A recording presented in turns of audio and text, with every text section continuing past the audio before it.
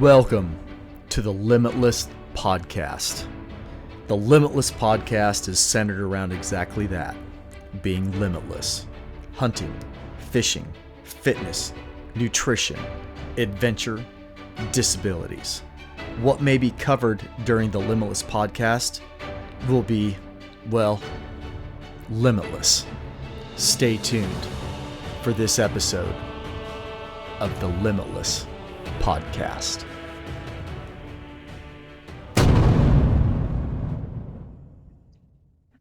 Hey, Limitless listeners, we are here week after 4th of July, and I'm going to hit on the show sponsors here really quick before I introduce our guest today that I've been trying to get on the show for, holy cow, probably a year now, and this person has become a major portion of my success in the outdoors and with my nonprofit. So I'm really looking forward to spending some time chatting with this gentleman today. Well, let's talk about sponsors really quick. Again, I put this out in every show that the sponsor codes that I have and the companies that are backing us, I'm not reaping any benefits from this. I sought them out because I use and trust their products, and these codes are for your benefit only. Again, there's no kickbacks to the Limitless podcast for if you choose to use them. So we'll start off with the first one, Hunting Day Coffee. You receive a 10% discount on any order at their website. That's limbitless10. We have Phelps Game Calls. This is a one-time code currently on your entire order, not just one item, but it is a one-time use code. That's 20% off your first or a single order at Phelps Game Calls. That's limbitless20. We have On Point Adventure Foods, 10% off any order at their website. That's limbitless10. Incredible freeze-dried packing food. Vortex Optics. This is a 25% discount for Vortex products at eurooptics.com. Vortex does not deal directly with a consumer. So they've provided you with a 25% off code of any Vortex products at eurooptics.com. That code is VTXLMTLS25. The Love Sauce Hot Sauce, that is 10% off an order of $12 or more. That's limbitless10 at the Love Sauce Hot Sauce website. It's great hot sauce. Most of it's pretty spicy, but it's really, really good. And then Wilderness Athlete at 20% off any order at Wilderness Athlete, and that's limbitless20. So again, use those codes for your benefit, not mine. Enjoy their products, especially with big game season coming upon us here. I know I'm going to be in Idaho chasing elk in less than 90 days. And on that trip, that backcountry trip for 10 days, I will have Hunting Day Coffee with me in the backcountry. I'll be using Phelps Game Calls in the backcountry. I will be eating On Point Adventure food in the backcountry. I will be using Vortex Optics on my hunt in the backcountry. And I will be utilizing Wilderness Athlete supplements leading up to and all through that hunt in my hunting season. So again, I will have 5 of those 6 companies with me on that hunt and throughout my entire season. So please use those codes, support those companies, because obviously they're supporting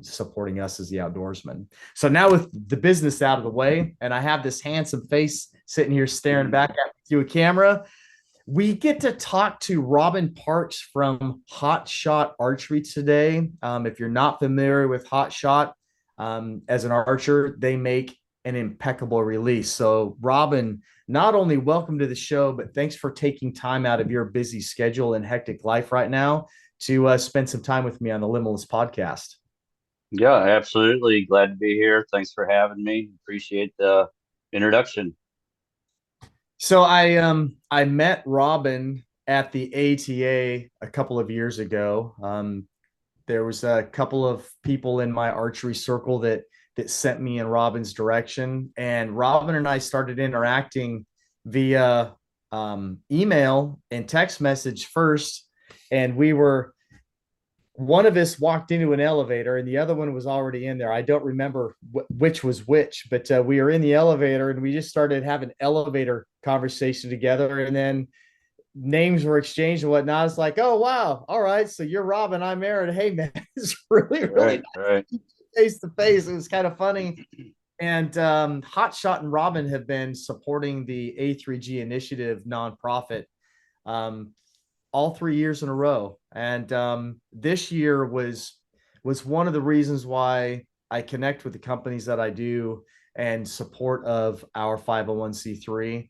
Um, we had a very unique scenario this year. It was the first year that we had somebody with an upper limb issue that still wanted to shoot a release. Our first recipient was missing an arm, and Andrew used a mouth tab. So that was, although we had Robin and Hot Shot support on that, we didn't capitalize on the release that year. We used their Hot Shot Peep, but Andrew didn't require a release. And this year, we had to work through a bit of a release issue, and Robin and I got on a telephone call together, and I presented the issues that we were dealing with, and my idea was, are you able to send a, a couple of options for us, some of your releases that you have out on the show tables or whatever that we could try. And Robin said, hey man, and my expert opinion is this particular release is the one that you should try, and I think it's going to work. If it doesn't, then we'll try other options, but I almost guarantee you're going to have success. And we had far more than just success with that release. It was impeccable. It was a perfect choice. And that's why I connect with people like this. And this, I've been wanting to get Robin on the podcast to talk about the Hot Shot releases overall, their whole product line. But I'm also looking at switching from the index style release that I've been using for several years now, and I'm looking at going to a Hot Shot thumb release, and it's a whole new world for me. So I have a list of questions for Robin as well. But Robin, why don't you share a little bit about your side of Hot Shot and A3G and our conversations that we've had. Yeah. So first, when we first connected and you threw out getting us involved, what the premise was about, and it was pretty easy for me to say, yes, we'll be involved. Give me 1 second. So I'm on the, a call. the actual release that we So were for the let my grant, son know that we're on a call. Sorry about that. that's okay. Yeah, home life podcast interruptions, right? It happens. Absolutely. Yeah, yeah. So back to what I was saying was it was an easy yes, let's get involved. I love the idea. Um, you weren't asking for tons of money for support. You wanted some product support. We have what I think is a great product, and so we're happy to be a part of what you have going on. Well, it's worked out great. So this year we used the Haze release for Dustin. I have since purchased one, and it's a thumb release on a wrist strap, and it worked out perfect for Dustin in his scenario with his hand deformity that he has.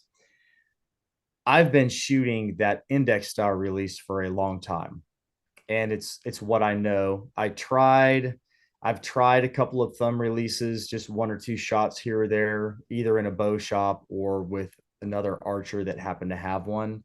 A lot of my friends use them.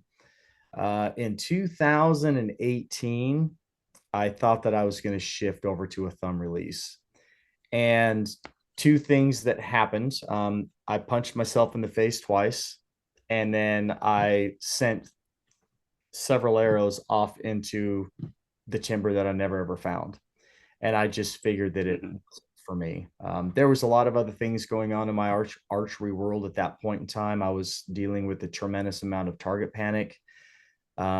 My vision was failing, and I hadn't gone to the doctor to get glasses yet. And that vision problem, the decline in my vision, was the foundation of my target panic. I was shooting a very short unforgiving axle to axle bow at that point in time. It was the Matthews Helium. I don't know if you remember the Helium, but it was a very short ATA bow. So, and mixing all of those things together, it was just a recipe for not a great experience with a thumb release or trying to learn and transition to a thumb release. So I walked away from it. And I've been shooting a particular index release ever since. So from 2018 until right now, I've been shooting the same release that entire time. And I absolutely love it. But I recognize the benefits of a thumb release. And my curiosity over the last 2 years has been piqued.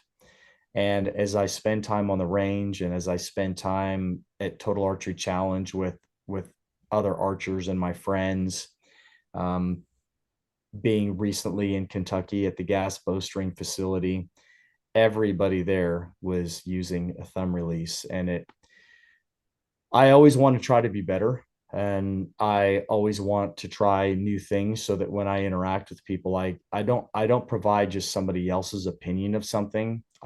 I'm providing my opinion based off of my own time trying a particular piece of gear or a particular method. Or I mean, we could talk about arrow builds. I've gone from really, really light hunting arrows that were in the 380s to hunting arrows that were 600, 650 grain. And now I'm back to shooting a 425 grain arrow.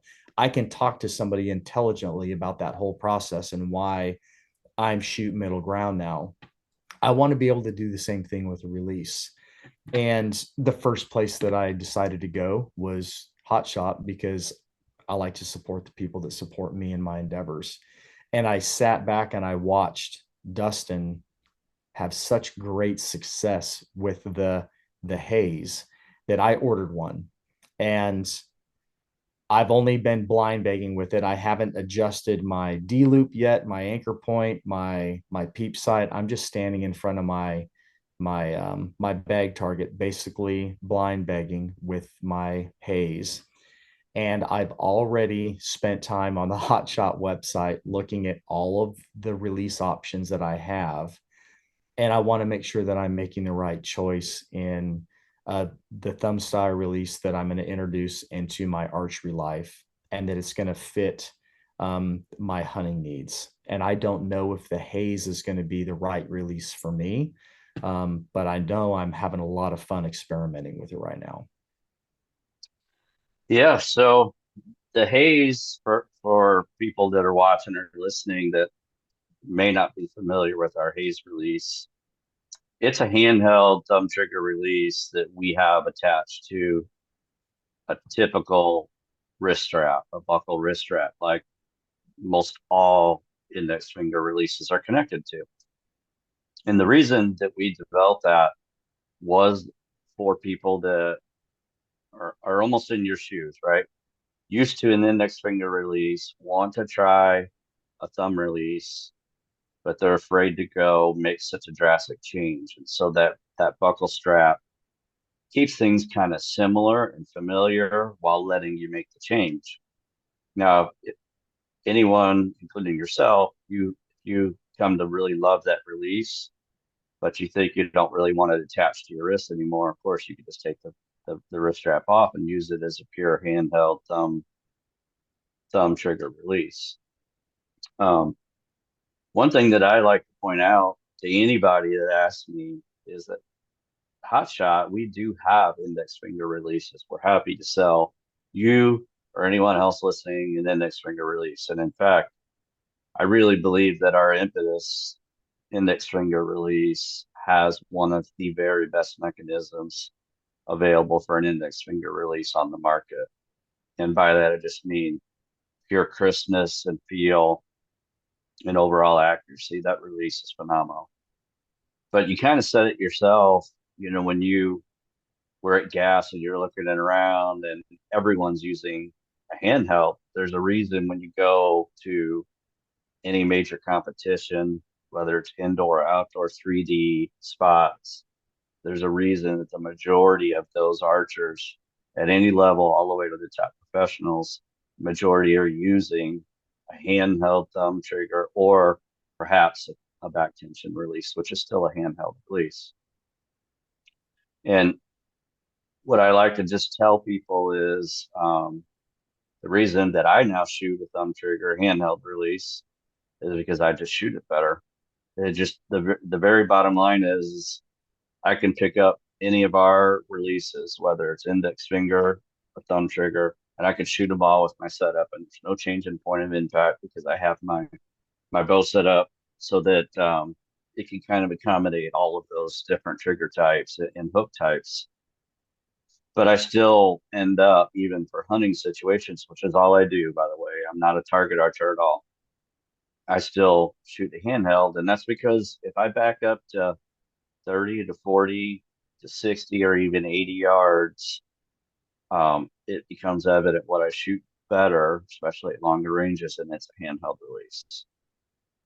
And the reasons, there's several reasons, but I'll just say single biggest reason, in my opinion, is consistency of anchor point. Because when you have a handheld release, you have a much more solid and consistent anchor point that is more easily repeated as compared to an index finger. And then you could even get into the fine details of a buckle strap. Has it stretched? Is it sitting on your wrist exactly the same? Is the length exactly the same every time? There's we could talk for hours on just the little fine details of what might go into the consistency aspects of the shots. But just to keep it short and simple, I think that is the single biggest reason that people have gravitated towards handhelds and why they're picking up more and more popularity, even for hunting. Do you think that there's less chance of trigger punching with that handheld thumb release than there is with an index style release? Yeah, if your handheld release is set up correctly, and what I mean by that is if you have, so let's talk about an index finger and punching that, right? If you set your trigger up here, so it's at the end of your index finger, and you reach up there and you're plucking it, that's punching the release, right? If you have a handheld, even if you have your barrel out here at the end of your thumb, it's still pretty hard to go up there and pluck it. It can be done, but if you set it up right and you keep it deeper in here, it's really almost impossible to punch that trigger. It has to be at a minimum squeeze with a hand squeeze like you would a rifle squeeze. But even better would be to wrap your thumb around it and then use your back to pull it to trigger it. Again, that's kind of a fine detail of shot execution, and I'm no archer coach, right? But that's kind of a longer explanation to the short answer of no, it's pretty hard to punch a trigger if you're using a handheld thumb button. I'm I've really enjoyed playing with the haze the last couple of weeks. I've only had it a couple of weeks. It arrived shortly after I returned from the Kentucky event. I'm already noticing things about that release that I like. The one thing that I don't like is I wish I would have just ripped the band-aid off. I wish that I would have gone to just a straight handheld, and I've looked at just pulling the strap off of it and just running it that way. I don't want to incorporate old habits from my index release into shooting the thumb release because I'm looking into that thumb release because I want to be better. And I don't want to bring those old habits over to that thumb release. I was looking at the wrist strap option because I don't shoot competition. I hunt. And I spent a lot of time out of a tree saddle, and I don't want to drop a handheld from my tree saddle. And I just figure if I have the strap, I either my release is in two places at all times. It's either wrapped around the shoulder strap of my bino harness because I don't hunt anywhere at all without my bino harness on, whether I'm in a ground blind, which I rarely am, spot and stock, and a tree saddle and a lock on. It doesn't matter where I'm at or how I'm hunting. If I'm archery hunting, my release is either connected to my bino harness strap or it's on my wrist. I don't put it anywhere else. And so I looked at the haze as that option for me because it still gives me the ability to have my release strapped to my bino harness or on my wrist, and that's it. But there's so many options now for, like, there's companies that are making kydex holsters for your hand release so that you can still mount that on your bino harness, or you can have it on the lumbar strap of a pack, or you can have it on your belt, but you can have that release clipped into that kydex holster, and it's easy to access. It's not buried in a pocket. um, and so whether I'm climbing a tree or walking through the woods, I can have that release right there. I've seen guys modify, or they make the little like the parachute cord, the 550 cord wrist straps with a little barrel valve on it that you retention. It's a spring loaded barrel tensioner that Right. you can adjust Yeah, that. we actually sell those with a lot of our releases. Yeah. So I've looked at those options, but the reason why I went with the haze is I watched Dustin used it and I was really impressed with it, and I thought that I was going to really like that transition. And now I'm looking at um, all of your other release options, and I started reading all of the descriptions of them. And one thing the haze does not have is any type of a safety mechanism on it.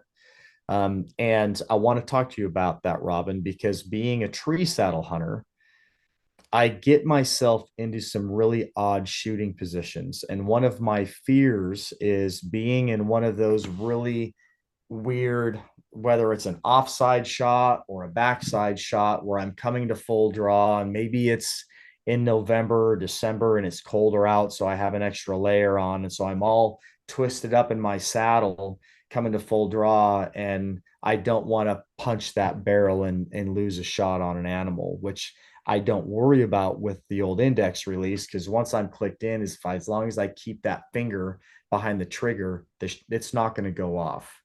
And that's been one of my fears with the thumb style release, because of the couple of bad experiences that I've had where I'm at just standing on the ground, I come to full draw and it brushes my face, or I smack it with my thumb. And I know a lot of that is just because I'm not conditioned to using them. But one of my fears is the positions that I'll be in a saddle. Is it the right release for me? And I want your opinion on that. But then I know at the end of the day, it's, Aaron, you're just going to have to buy one and just shoot one and go practice with it. Yeah. That's Yeah. really what repetition is going to get me over that hurdle. So your style of archery is very similar to mine. Um, I, I've already said I'm a hunter, not a target archer, right? And a good 90% of my hunting is either in a ground blind or in a tree, with the vast majority of it being in a tree. Um, I keep my release these days. I do keep it in my vinyl harness, just like you're talking about, except I don't have it strapped anywhere. I have it in the front pocket. Um, I do have a Kydex holster that someone made for me, and I do use that at times, but most of the time it's in one particular pocket of my vinyl harness. Before I start using a vinyl harness, it was always in the same exact spot in my backpack all the time. Um, where I'm at these days is, whether it's a ground blind or a tree stand, once I hang my bow up or put it in my ground stand and a ground blind, the very first thing that I do before I do anything is get my release out and I clip it to the loop, and it stays there until it's time to shoot something or time to back up. I've never yet, now that I've said this, it'll probably happen, but I've never dropped one out of a tree ever. Not not in the heat of the moment, not accidentally. Now I've dropped a bow 3 times with the release on it out of a tree stand, but never just the release. Okay. Um, I think, and that's a big reason that handhelds have started to gain popularity, is to free yourself from all this always being there, especially if you're self-filming. I don't know if you do, but if you do, it gets in the way of that. If you have it on, you're going up, down, a ladder or sticks or whatever, it can be in the way and clanging. The ability to just hang your release on the loop and forget about it until it's time, go time, is a big reason why handhelds every single year over the last 5 years has gotten more and more popular for hunting. Um, you mentioned yourself that your safety mechanism for not prematurely having your index finger go off is to keep your finger behind the trigger or away from it. It's the same for a handheld. You just want to have the release in your hand as a fist. If you want your thumb to be behind the trigger, not up in the ready position when you're drawing, because that release cannot go off by pushing the trigger forward. It has to be pulled backwards. So if you're drawing back and you hit your face even really hard with the thumb, it's not going to trigger it. The only thing that can trigger it is something hitting it, pulling it from behind. Now that said, I have punched myself in the face before. In fact, I broke my two front teeth earlier this year, but that's because of my shoulder issues and the weird angle that my shoulder was undergoing during my draw cycle, and may not me. I've shot a handheld so long that I have started drawing with my thumb out in front. Now, since breaking those teeth, I don't do that anymore. It's behind all the time. Um, so that said, I mean, really, I think once you get the hang and the routine of hanging, even if you just take your haze off the wrist strap and use that as a handheld, which we do sell them without straps, by the way, I think you're going to be like, oh, I wish I would have been doing this a long time ago, because it's so nice to just hang your bow up or at least be ready to go. You know, you're not picking your bow up in the moment of truth and having to get that clipped onto the loop anymore. It's already there and it's waiting. And it's a pretty flawless system, really. So, what is the benefit to some of the releases that you guys have on your website? I've wrote a few of them down. I have five other releases that I've looked at, Robin, in the last 2 weeks. And I'm looking at. I want to know the difference between the Vapor and the Vapor 2. And then Mm-hmm. you have the Ember, the Eclipse, and the Tempest. Yeah, so the best way to talk about our releases is to talk about categories. So we have index finger releases. We have three of those: the Nano, the Cinch, and the Impetus. The Nano and the Cinch are the same exact release, just a slightly different trigger shape. The Impetus release is a different mechanism. It's a sear mechanism and it's an open hook style, so it doesn't completely enclose it over the loop and it hooks on. Um, your release that you have currently is the same as both Vapors in terms of mechanism and handle shape, except yours is attached to a wrist strap. The Haze is. The difference in the Vapor 1 and Vapor 2, same exact mechanism, so exact same operation, slightly different handle shape. Then you get into the next category. Now, those I would call those our entry level handhelds, the Haze and the Vapors. Okay, Okay. they're not a sear mechanism; they're a lever mechanism. And what that primarily means to everybody is they're less adjustable. They're adjustable in trigger tension, but not travel. There's zero travel no matter what you do. You can't you can't adjust it to have some felt travel. When you get into the higher level of our target sear releases, which are used for hunting as well, but that's the Embers, the Tempest, the X Spots, um, the Eclipse. It seems like I'm forgetting one, but there's a handful of them. Those are all the same release, just different handle shapes. So they're really personal preference on how it feels to your hand and in your hand. So they're different, little different sizes, little different shapes, little different configurations. But the mechanisms in those are adjustable in tension and travel both. So you can set it to be zero travel with a lot of tension, in other words, hard for it to go off, or you can set it so it has zero travel, breathe on it, it's going to shoot. Um, you could also set it so it has a whole lot of travel, but very little tension, so you don't hardly have to touch it, but you have to pull it back a certain distance before it will release the trigger. Okay. So it's all about the adjustability on the higher end releases. Okay. What is the benefit to a safety in your mind? And do any of your releases have a silent safety, or are they all going to make an audible click? Um, so we don't have any safeties on any of our releases. I'm not, I think some of our competitors might have some with safeties. Safeties are usually reserved for back tension releases. Um, but I think that some companies may be incorporating safeties, but we just haven't done that. We just don't really feel like there's a true need for that. Um, as far as click goes, the higher end releases with all the adjustabilities and the sears, there is a click on those. And this is what I tell people when they say, "No, that's too loud." I tell them that I can show you hundreds of my own videos in which my video camera is less than a foot from my release when the bow goes off. And I would challenge anyone to be able to hear the release as opposed to just hearing the bow go off. And so I consider that click on any of our releases or any competitors' releases to be an absolute zero factor in hunting success. It just So, is not.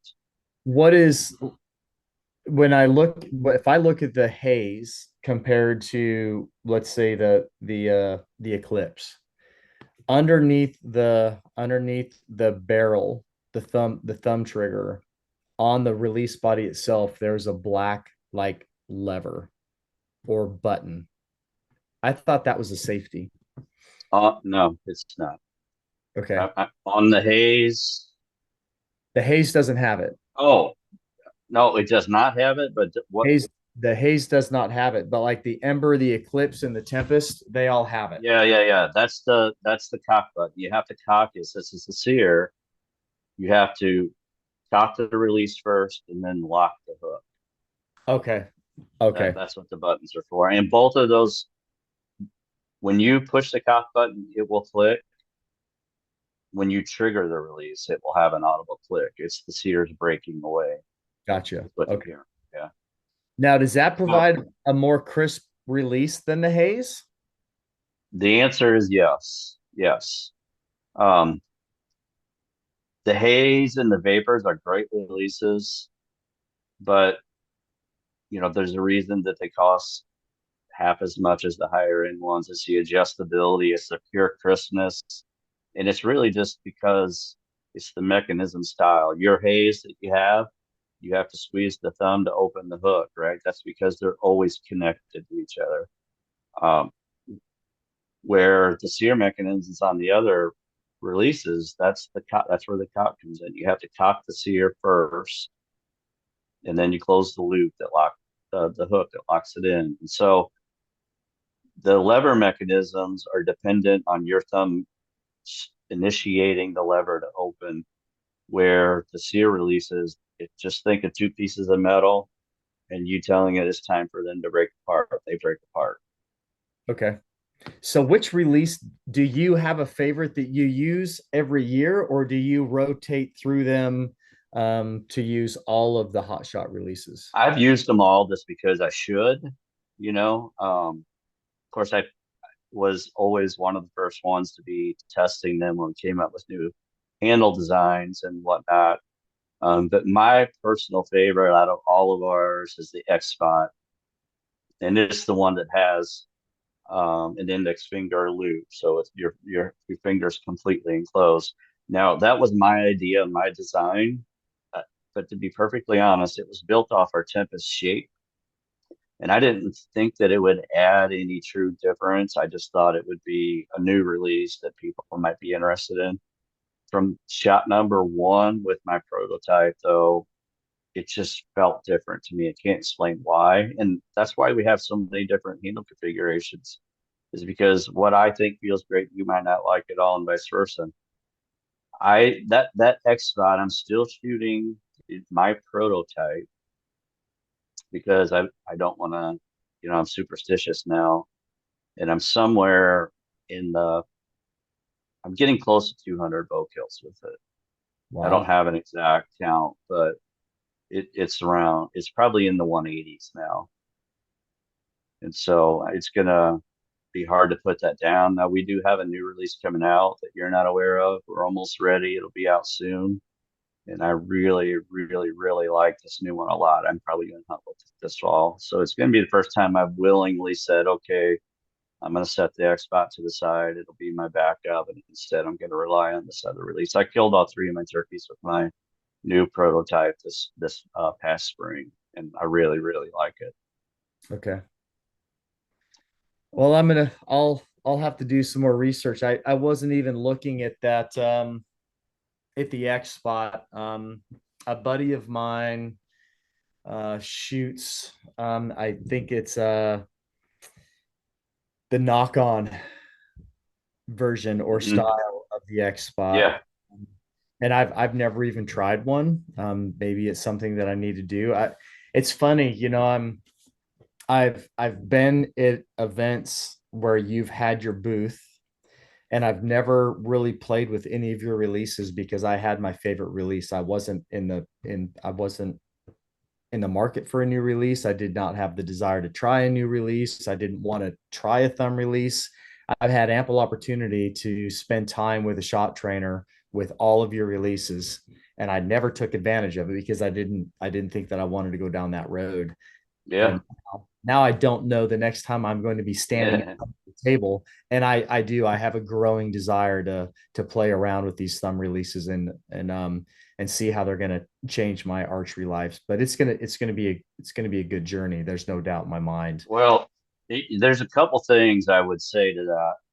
One, even though I work for a release company, I felt the same way you did. I never thought that I had no desire to switch to the handheld. I only started shooting our handhelds because it was required of me to be testing them. So I accidentally found out that I preferred them. So keep that in mind. And two, we have a lot of potential customers that say the same exact thing as you. Well, I really would like to try and spend time. And not everyone has a dealer close by, and not every dealer carries hot shot releases. And so this is what would tell anyone that is listening that finds themselves in the same situation as you. If you don't have a hot shot dealer and you buy directly from us and you decide it's not the exact one you want, all you have to do is send it back and we'll swap it out or even just refund it completely.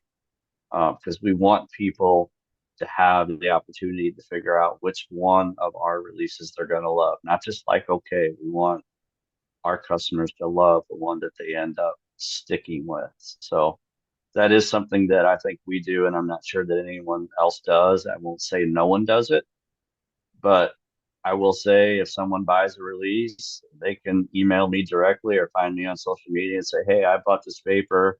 I really think I want an Ember. This I've only had it 2 weeks. I'm gonna say, okay, send it back to us, put a note in there, say per Robin, swap for an Ember. Of course, you got to pay the difference in that case, but still, you're not going to lose the money on your initial purchase. So That's fantastic. Yeah, kudos to you, Robin. That's good business.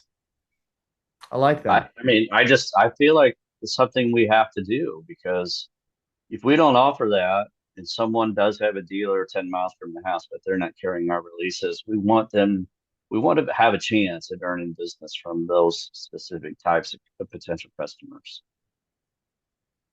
Well, I'm certainly going to have fun shooting my haze. I am. It's been. I want to talk to you about the different grip options, but I've been going back and forth on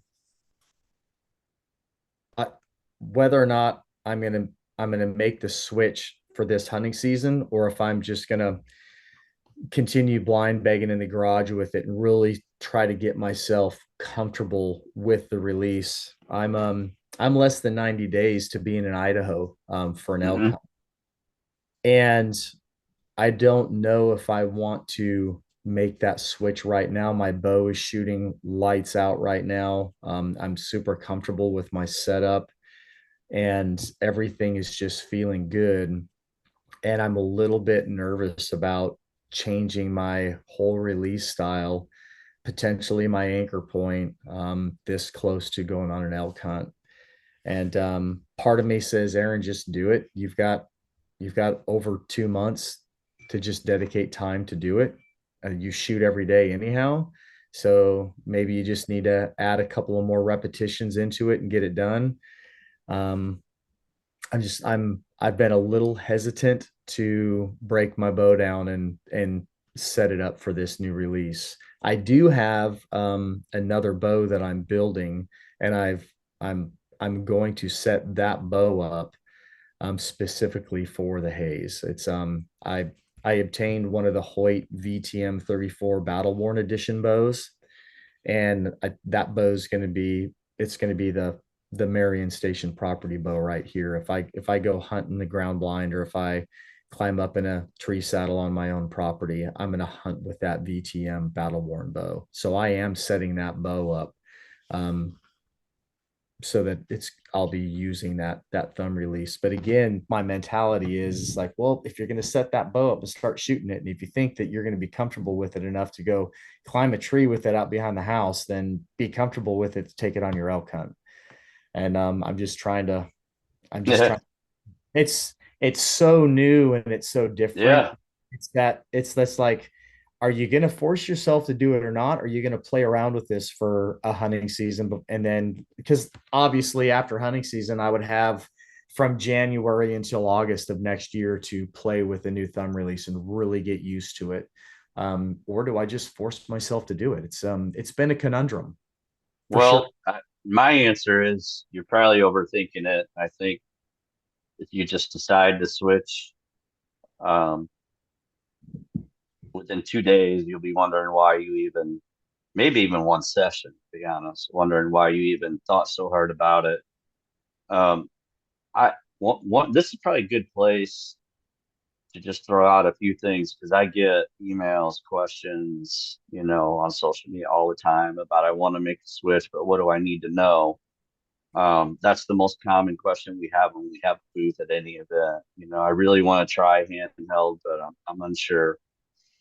And so there's a little short list of things that I tell everyone thinking about making the change. Number one, that handheld will absolutely not affect your draw length. That cannot be affected by a release, right? Your draw length is determined by your how far back the string can come when it's a draw. And you choose your draw length based on the string to face relationship, right? So for me, I have the string come across my nose and then have the arrow nock is somewhere right down here. But the string touching my nose is the key. And so it doesn't matter what release I put on the loop, that string still is going to hit right here. And I take it a step further and say, if you're going to make the change, I recommend you throw a kisser button on there, or some people prefer a nose button with your old release, so that when you have the new release, no matter what style, you don't worry about where your hand touches your face. You're worried about where your string is touching your face. And that kisser button is going to tell you that you're still going to the same spot you always did. Because what is going to change is that your draw length is going to be your anchor point. You mentioned that earlier, that you knew your anchor point was going to change. Could be a lot, could be a little, but it is going to change. And so people change the release and they try to make their anchor point stay the same. And that's the mistake that most people make. Don't make your anchor point stay the same. You can't. It's a different style of release, a different shape. So I always recommend and tell people, if you really want to try one, throw a kisser button on there, set the kisser button up with your old release, then grab the new release and just start shooting, and only worry about making sure that the kisser button is in the corner of your mouth the way you set it up with your old release, and see what happens. And then the other thing is most people, when they're shooting an index finger, they set their D loop to be as short as possible. And if you're going to go to a handheld, you really don't want that super short loop. We recommend 3/4 of an inch minimum length on the D loop. And if you do that, the reason is if it's a little bit longer, no matter how you twist or come to anchor with your handheld, that twist won't affect, it won't have any string induced torque. And that's why You may have noticed earlier I said I can pick any of our releases up regardless of type and not change my point of impact. That's why, because I shoot a loop that is between 3/4 to an inch long. Okay. So that way, doesn't matter if I pick up a haze, an impetus, my X spot. There's no induced changes based on that. And I've shot enough different releases now. Most of the times I do actually hunt with a kisser button, by the way. But whether I do or don't have a kisser button on there, I don't pay any attention to what my hand feels like because I'm used to changing it all the time because I'm always shooting a different release, to test or whatever. And so I'm okay with my anchor point floating around as long as that string and face position is good and solid for me. That's uh that's some great advice, Robin. See, this podcast is paying for itself already. That's been one of my fears is, when I picked up the haze the first time and walked up in front of the bag, and when I drew, my anchor point was way down here. And when I'm using my index release, I'm up here. I've always anchored up here in my earlobe. And with the haze, I'm down here on the side of my face. And Hmm. that's in my mind, I was thinking that I was going to have to go out and adjust my D loop and my peep so that I can have that thumb release all the way up here. Yeah. So in the end, you might end up doing that. But the reason I recommend people making the switch that are real hesitant with the kisser button and telling people don't worry about this new feeling anchor is because you can use the kisser button to keep yourself on track mentally to figure out if you're going to like the actual release itself. Once you know that, man, I like this release, I like the way it's letting go, I like the way it feels in my hand, but maybe you can't live with this changed anchor. Maybe you want to find something that is more comfortable. That's when you can go ahead and slide your loop up or down and move your peep to match that. But you should only do that once you're comfortable with the release. So if you try to change everything at once, you, you're changing so many things. It's hard to be comfortable with all of those changes mentally. And that's exactly why I'm hesitant to make the change this close to my elk hunt. Yeah. But maybe I have never ever used a nose or kisser button, but maybe I'll run down to the shop and grab a button and throw one on and start playing around with that and actually shooting it at 20, 30 yards rather than just standing in front of the blind bag shooting. Really, really give it an option. And I don't know, Yeah. I, maybe I have to build this new bow out.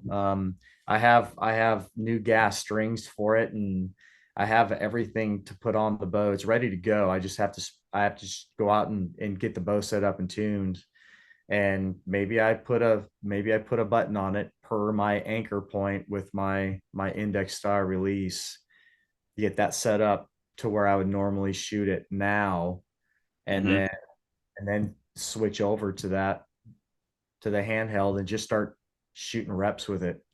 I mean, And that's what I would recommend. And even though I kind of do like the kisser button because, you know, um, I could be hunting hogs out of a ground blind one week, and the next week I could be up at the saddle, hunting early season deer, and you throw spring turkeys in there. I'm finding myself in so many different body positions that I just use the kisser button as a crutch. One extra little step for me to make sure that um, anytime that there's an animal in front of me and I'm getting ready to shoot, it's another mental check for me to make sure that I have everything the way it's supposed to be. But all that said, some people just don't like either a nose or a kisser button. They don't want it, and that's okay. They're easy to take on and off. Like once you get comfortable with the release and the new anchor point, just if you don't like the kisser, just take it off and run with it. it's funny that you bring that up though, because I've been asked that question in the last year with as much saddle hunting as I do. I've been asked why I don't use a nose button or a kisser button because when you are in those odd positions in a tree saddle, especially I do a lot of my hunting now out of the in the back country with a single stick and a ring of steps. And when you go away from any type of a platform, I mean, I carry a Latitude X-Wing most of the time, but when I'm in the backcountry, due to weight and room on my pack, I now use that carbon stick with a ring of steps. You want to talk about getting in some weird positions in a tree Hmm. on a just standing on top of your stick with a ring of steps. I've started asking myself if maybe I wouldn't even call it a crutch. It's just you're solidifying your anchor. And when you get into really weird positions, mentally you think that you're in a normal draw position, but you're probably just because your bow's level doesn't mean that your draw, you everything is right. And having that button on there will probably anchor my shots when I'm in those really odd tree saddle hunting positions. It's definitely 100%. I, 100%. yeah. Yeah, I had a great example, lessons learned this last fall. Last fall was the first time in a dozen years that I hunted out of a saddle. Back when saddles first came around, I hunted out of them a little bit. And then as I started always having cameramen with me, I went away from them. So last fall, I went back and really started primarily saddle hunting. Um, and killed first couple deer that I shot out of the saddle. I killed. Then I had a chip shot on a doe, 15 yards, completely didn't know I was there. Shot under it. I couldn't understand why. And so I went back home and recreated it. And what I figured out was that if I um, don't stand up on my platform and put more weight on my feet, if I rely on the sitting position more than a standing position without the kisser button, I shoot low every single time. As soon as I threw a kisser button back on my bow, then on the fly, without standing up, as soon as I came full draw, I could feel what was happening, could correct it. And then that low miss was eliminated like that. So I kind of learned the hard way on it. And it was an out of state hunt. Last day, wanting to fill my antlers tag. And it was one of those things where you just like, what did I do? How could that possibly happen? How could I miss that shot? And it really wasn't me. It was me, but not necessarily in a way that, it wasn't doe fever. It wasn't the jitters. It wasn't nerves. It was me having an aspect of my form consistency that was missing. I'm strongly starting to consider it. And one of my one of my hunting partners and one of my best friends, he's always used a kisser button, and I've always given him such a hard time. I was like, just take the training wheels off that bow, man. Yeah. And I'm he's gonna when he listens to this, he's gonna start laughing, and I'll get a text message or phone call immediately. But I am considering it just because of being in those odd positions in a tree saddle. You're not Mhm. There's a big difference between standing on the range or standing on the platform of a ladder stand or even a lock on. When you get in a saddle and you start taking some of those offhand shots or backhand shots or backside shots, I should say, you're putting your body into so many different positions that you're not used to shooting. And it's really easy to drop your arm rather than bending at the waist. And Yeah. there's just so many minute variables that, again, even at 15 yards, you will blow a shot on an animal. And not that a big antler deer should be more important than an antlerless deer, but my goodness, it's one thing to blow a shot at 15 yards on a doe, but if that would have been a 187-inch deer at 15 Yeah. yards that you blew under, I mean, that would be heart-wrenching, all Yeah. because not having that consistent anchor or that consistent body position when you're in those different spots. So yeah, maybe that's the route that I'm gonna have to go. Is I may just have to experiment with that kisser button to get myself settled with that release. But my hunting partner that I'm going to Idaho with, he's a big proponent of the thumb release. He also recommended that I not make the change this close to my hunt. And he's like, dude, you could change arrow builds right now. You could go out and adjust the poundage on your bow and change your sight tape. He's like, but I don't know if I would make that big jump right now, under 90 days for our hunt from that index release that I'm Robin, I've been shooting for years. And Yeah, yeah. I don't know if I would do that. He's like, that you might not think it's a big deal, but it's a huge deal. All that muscle memory is out the window, all of it.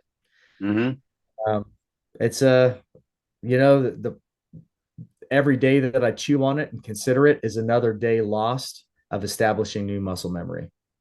Yeah, yeah. I I would say do it. I I I say do it, and this is a Monday when we're talking. I will say by next Monday, if you do it, you'll go, yeah, I don't know what I was waiting for. Okay.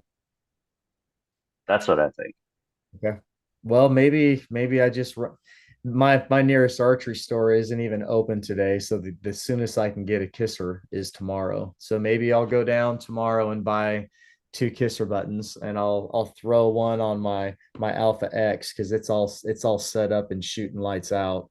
I'll set a kisser button on it, and then I'll just start shooting that thumb release, and then I'll build the battle worn edition with a kisser, and that way I'm just shooting both bows the same way. Hmm. See what happens. And I'm thinking. I mean, I was motivated to buy another Hot Shot release right now, but maybe I'll stick with just shooting the haze for a little bit and see how I like it. I'm probably going to pull the wrist strap off of it now. Um, but I'm still kind of playing around with that. I had somebody gave me a good idea because it flops around. It's if anybody's not familiar with the haze, it is on a classic index style wrist strap, but it's on I think it's 1/2 inch webbing, and that is the index release that I shoot is on 1/2 inch webbing, but the index release is smaller up front. It's a lot lighter. That's been a big change as well. The handheld's heavier than an index, and when it's on that release it flops around a lot. Yeah, yeah, Trying to figure out how I was going to retain that, and I was going to look at one of those little rubberized bracelets that people wear. I think Lance Armstrong came out with the very first one years ago. I'm pretty sure wasn't it Live Strong, the first rubber bracelets that really yeah. hit. um, I was thinking about using one of those and having it kind of on top of or behind the wrist strap. And then I could just take the release head itself, the handheld, and slide it underneath that little rubber bracelet. And then that would hold it in place on my wrist. And I could climb with it.